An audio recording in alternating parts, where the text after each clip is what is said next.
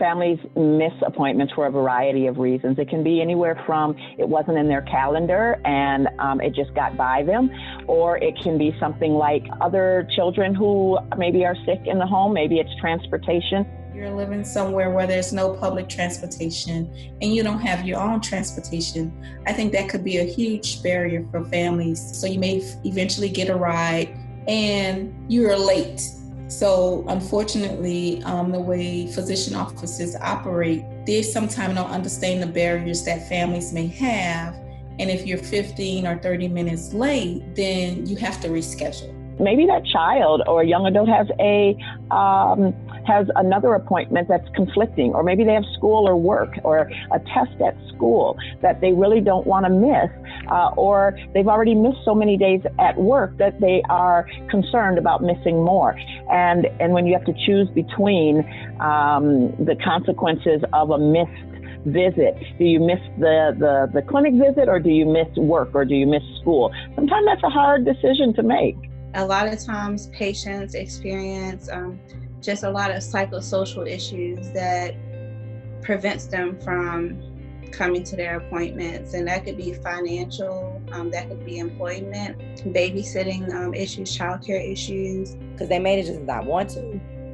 It could be from burnout, having to go to the hospital too much. So then you really only want to go when it's serious, or if you're having a health complication and not necessarily want to go for well visits. One of the major barriers is a lot of patients and families lose hope along the way when going to hospitals or to doctor's appointments and presenting yourself in pain or whatever other complication that you're experiencing with sickle cell disease.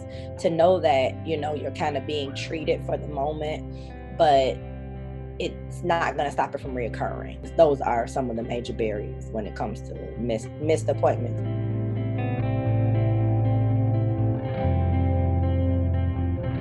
Well, there's a lot of education that's provided in appointments and regularly scheduled appointments, especially for infants and children with sickle cell. We're teaching the family about the disease pathophysiology, as well as how to manage pain episodes at home, and then also talking to them about disease-modifying therapies.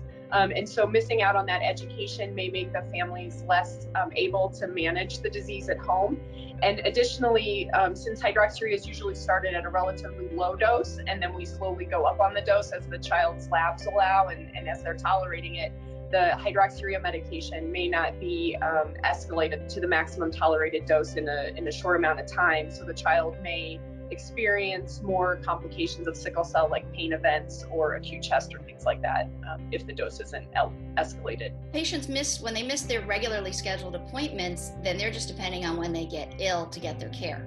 So they're not seeing their specialists or their primary care providers when they're healthy, which is when we need to talk about all their health behaviors and when we can do care, really the well-rounded care that they need to prevent them from having problems. Sometimes with missing appointments, that means you're not compliant with your medications, and the medications are needed to ensure that you're as healthy as you can be as an individual.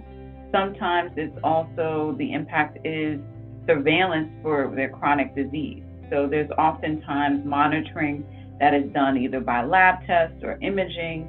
And so by sometimes missing the appointment, we may not be able to pick up certain things early enough.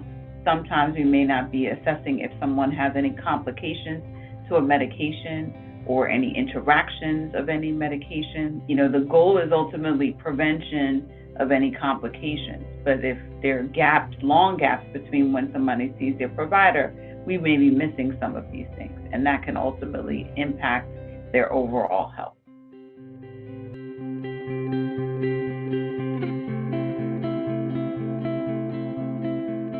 I think for me, the best thing is just setting reminders on the calendar and putting alerts with that, not just putting it on the calendar, but then sending alerts as far as reminding me that the appointment is coming up.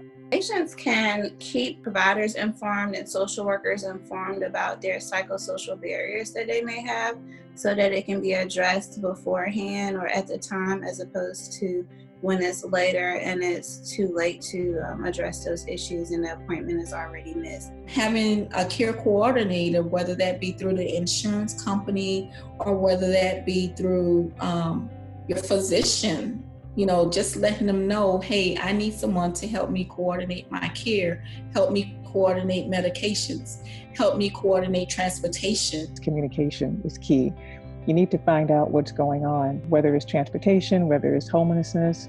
Some providers also have social workers that's on their team that may be able to further investigate what might be happening. Sometimes appointments are made without the family's input, and the appointment times are not convenient for them. So it's important to make sure that when the appointments are being scheduled, that the family is able to actually make that time that it's scheduled. Because if it's not convenient for the family, they're going to miss it. And then trying to group as many other appointments. So children need TCD screenings, they may need neurology consulting. So try to group as many appointments as possible on the same day. So to minimize the amount of trips that the family has to make to the healthcare facilities, I think also is important. It's very important for there to be an established relationship between the patient and their medical providers, whether it's your primary care doctor, your specialty provider, because I think that a lot of times the medical professionals are doing a lot of work and research that a lot of times families don't know is happening. So I think the better develop that relationship is, then you can have conversations and find out, just get more information, and then be a little more prepared and ask a lot of questions. And when you can develop a level of trust. As a specialist, sometimes what we're doing is reaching out to the primary care provider, because they often know the whole family a little bit better than we do. So we're saying, is there something that you know about this family that we don't, that might be helpful? Or if they keep those appointments, can we enlist the help of the primary care provider, to talk about why it's important they come to see us, and how we can partner to have some of their visits be locally and not need to come as far as often.